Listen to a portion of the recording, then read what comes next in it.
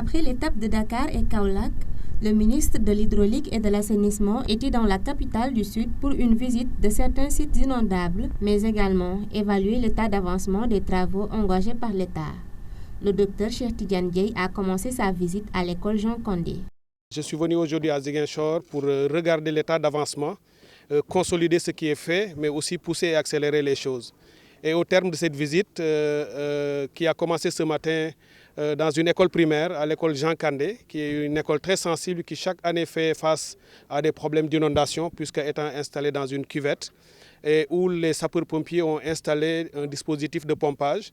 Et sur site, avec les autres équipes, avec tout le monde, nous avons réfléchi pour trouver des solutions qui nous paraissaient être les plus appropriées, qui vont être déclenchées et mises en œuvre dès lundi, assez rapidement, pour pouvoir soulager cette école. Il s'est ensuite rendu à Santhiaba et Belfort, deux quartiers considérés inondables. Nous sommes allés après à deux quartiers sensibles aussi, Belfort et Santhiaba, qui sont connus pour être des quartiers qui font face beaucoup chaque année à des problèmes d'inondation.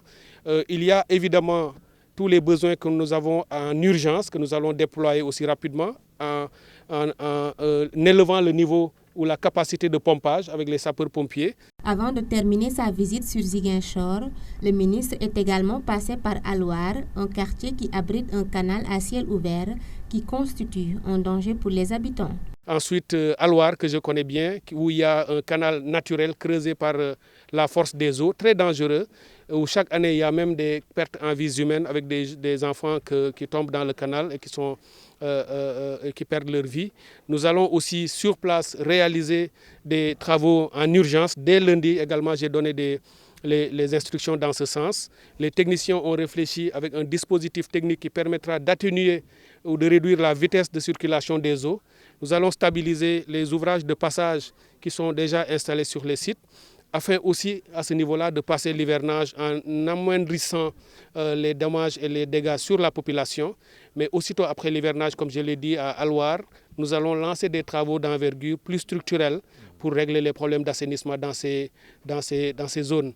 La phase de Ziguinchor s'est clôturée dans la station de traitement d'eau en construction à Boudodi, qui aura une capacité de traitement de 4300 m3 par jour. Ziguinchor fait face à un problème criard d'assainissement. Et donc, un projet comme ça répond à un besoin extrêmement important de la population. Le projet devrait durer une quinzaine de mois. Il a déjà démarré. On a eu quelques contraintes avec des entreprises, mais nous prendrons les dispositions appropriées pour que chacun assume ses responsabilités à ce niveau-là. Mais avec les nouvelles entreprises qui feront la construction, on va tout accélérer. Nous avons réservé ici 17 hectares sur ce site. La première phase va porter sur 5 hectares pour réaliser la station, qui aura une capacité de 4300 m3 jour, c'est déjà assez important, qui peut évoluer vers 7000 m3 jour et qui pourra soulager assez considérablement la ville de Ziguinchor, où le réseau est déjà réalisé. Il ne suffira plus maintenant que la station soit terminée et connectée au réseau pour soulager considérablement la population. Après Ziguinchor commune, le ministre s'est rendu à Bignona pour continuer sa visite. Il promet de revenir à Ziguinchor avant la fin de l'hivernage pour le suivi des travaux qui vont démarrer dès le lundi 24 juin 2024.